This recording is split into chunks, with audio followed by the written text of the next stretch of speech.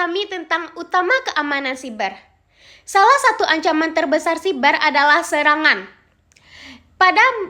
Menurut laporan Security Siber, pada tahun 2025 kita mengalami kerugian mencapai 10,5 triliun US dollar. Di Indonesia, kasus seperti kebocoran data pribadi, jutaan pengguna e-commerce atau serangan terhadap situs pemerintah menunjukkan tentang kerentanan kita. Selain itu, dengan maraknya penggunaan IoT atau AI, perangkat rumah tangga seperti smart home bisa menjadi pintu masuk bagi hacker.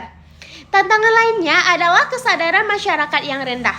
Banyak orang yang masih menggunakan kata sandi yang sederhana atau mengklik tautan yang mencurigakan tanpa berpikir panjang. Kedua, pentingnya keamanan siber tidak bisa diabaikan. Di tingkat individu, keamanan siber seperti nomor rekening atau pencurian foto keluarga tidak bisa luput dari pencurian identitas. Di tingkat organisasi, perusahaan seperti bank atau universitas harus mengadopsi protokol seperti enkripsi data dan firewall untuk mencegah kebocoran. Pada skala nasional, keamanan siber adalah bagian dari pertahanan negara. Indonesia telah membentuk Badan Siber dan Sandi Negara atau disebut dengan BSSN. Untuk mengatasi ancaman ini, tetapi kita perlu banyak investasi dalam pendidikan dan teknologi. Bayangkan, jika sistem perbankan lumpuh akibat serangan ekonomi bisa menjadi kolaps dalam kehidupan sehari-hari. Yang ketiga, selanjutnya adalah solusi. Untuk meningkatkan keamanan siber, kita bisa menggunakan pendidikan sebagai kunci utamanya. Dari sekolah, kita harus mengajarkan tentang literasi digital. Dengan literasi digital, kita bisa memiliki banyak informasi tentang keamanan siber, seperti mengenal phishing atau menggunakan VPN. Teknologi seperti autentifikasi 2 langkah juga berguna, atau penggunaan AI untuk deteksi ancaman juga penting. Pemerintah dan swasta harus berkolaborasi, misalnya untuk melindungi UU ITE yang diperketat. Sebagai mahasiswa, kita juga bisa memulai dari diri sendiri. Namun, di tengah kegelapan ada cahaya. Keamanan siber bukan hanya tugas yang mustahil. Ia adalah tanggung jawab secara bersama-sama.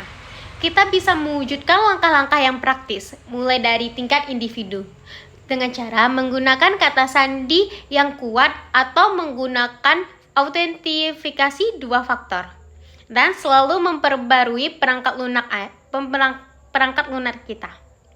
Jangan klik tautan yang mencurigakan dan gunakan antivirus yang terpercaya.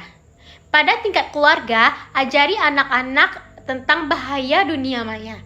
Misalnya, jangan berbagi foto pribadi secara sembarangan. Untuk organisasi dan perusahaan, investasi dalam keamanan siber dan investasi masa depan. Adopsi protokol seperti enkripsi data, firewall canggih, serta pelatihan karyawan secara berkala.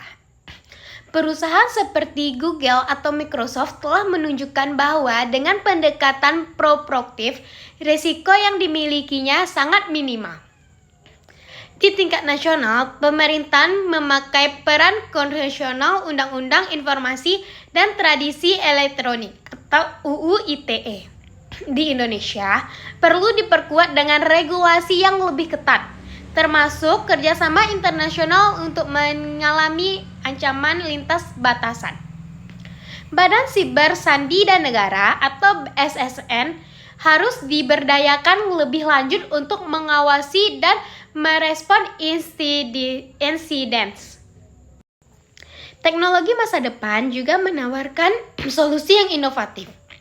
Kecerdasan dibuat oleh AI bisa digunakan untuk mengidentifikasi ancaman-ancaman yang real time, seperti yang harus digunakan oleh sistem keamanan modern. Blockchain dengan sifatnya yang lebih terdefinisi bisa melindungi data dari manipulasi. Namun, teknologi bukan hanya mujarab. Manusia tetap menjadi faktor kuncinya. Kita perlu membangun budaya kesadaran siber, di mana pendidikan tentang siber menjadi bagian kurikulum sekolah dan kampanye politik. Para hadirin, dunia siber adalah cerminan dari masyarakat kita. Ia mencerminkan tentang kreativitas, inovasi, juga keberhentian kita. Jika kita tidak bertindak sekarang, kita akan lebih membayar mahal untuk masa depan. Mari kita jadikan keamanan siber sebagai prioritas nasional. Mari kita lindungi generasi pendatang dari ancaman yang tidak terlihat. Dengan kerjasama antar individu, perusahaan, serta pemerintah, kita bisa menciptakan dunia digital yang aman dan inklusif. Dalam kesimpulannya, siber adalah tanggung jawab kita secara bersama-sama untuk menjaga dunia digital yang lebih aman dan produktif. Mari kita jadikan kesadaran ini sebagai prioritas, agar kita tidak menjadi korban melainkan pelindung di era digital. Terima kasih atas perhatiannya. Saya ucapkan wassalamualaikum warahmatullahi wabarakatuh.